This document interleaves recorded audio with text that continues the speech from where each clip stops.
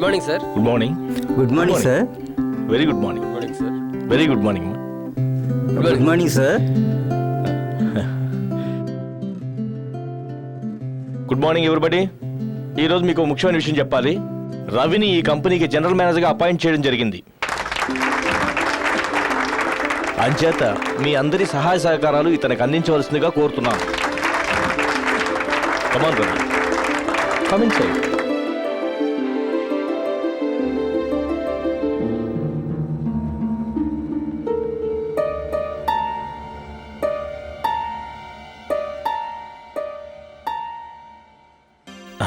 కమాన్ రవి.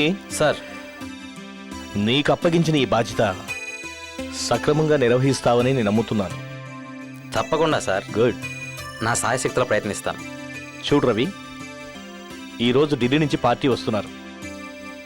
నువ్వు చేయాల్సిన మొట్టమొదటి పని వాళ్ళని కలిసి బిజినెస్ హ్యాండిల్ చేయి. అందుకు కావాల్సిన ఏర్పాట్లన్నీ వాళ్ళు చేస్తారు. Wish all the best. Thank you sir.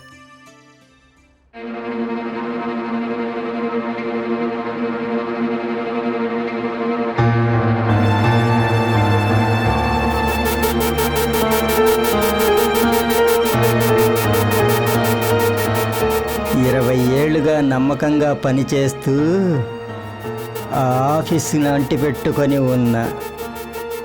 నిన్న కాక మొన్న వచ్చాడు ఆ రవి. వాడిని అమాంతంగా జనరల్ మేనేజర్ని చేశాడు. చూస్తా, మనం మనసు పెట్టి మంట పెడితే మర్రి చెట్టైనా సరే మట్టిలో కలిసిపోవాల్సిందే.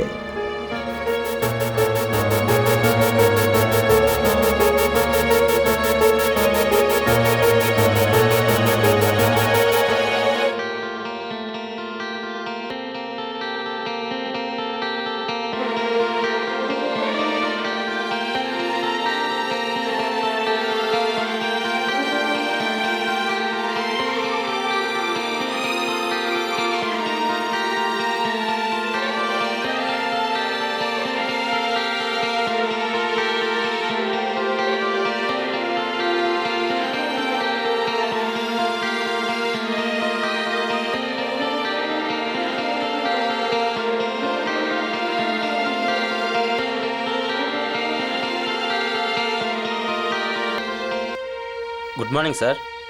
Very good morning Ravi. రా కూర్చో.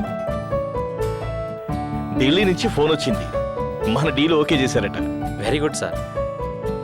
ఢిల్లీ వచ్చి అగ్రిమెంట్ మీద సంతకం తీసుకోమన్నారు. ఎందుకో ఢిల్లీ వెళ్ళాలని లేదు. వాళ్ళతో నేను పంపిస్తానని చెప్పాను రవి. నన్నా? అవును.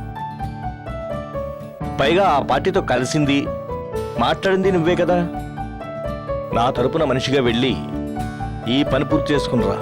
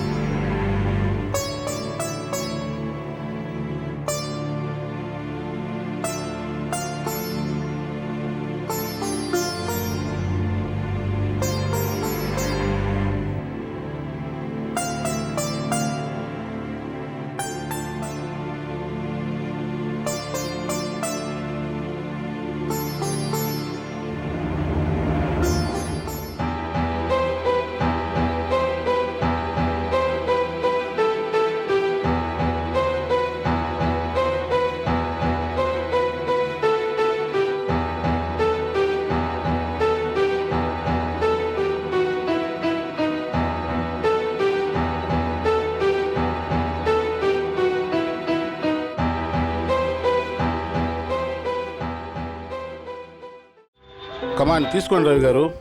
సారీ, నాకు అలవాట్లేదు. ఎప్పటికైనా మొదలు పెట్టాల్సిందే కదా. అదేదో ఈ రోజు మంచి రోజు అనుకొని లాయించండి సార్. తీసుకోండి sir. Okay, cool drink. Bearer Thums Up. ఈ సమయంలో శ్రీకృష్ణ గారు లేకపోవటం చాలా బాధగా ఉంది.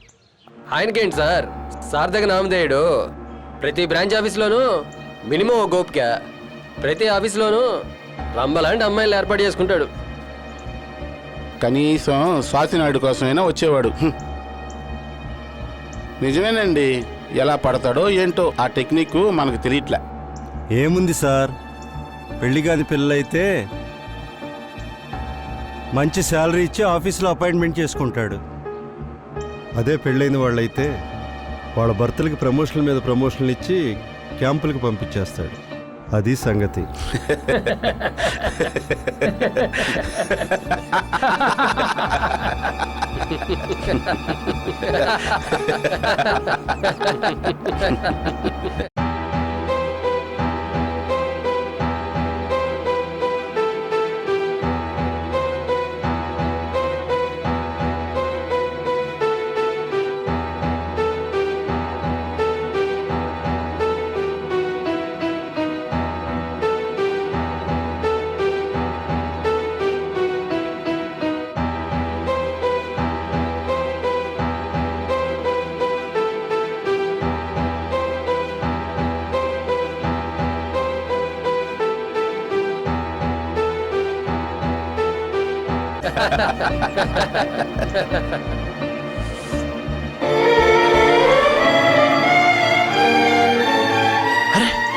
ఏంటినా ఇలా అప్సెట్ అయిపోయాడు?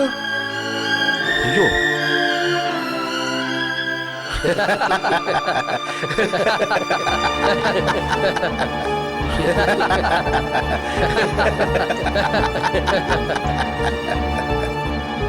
అరే అలా వెళ్ళిపోతున్నాడేంటి?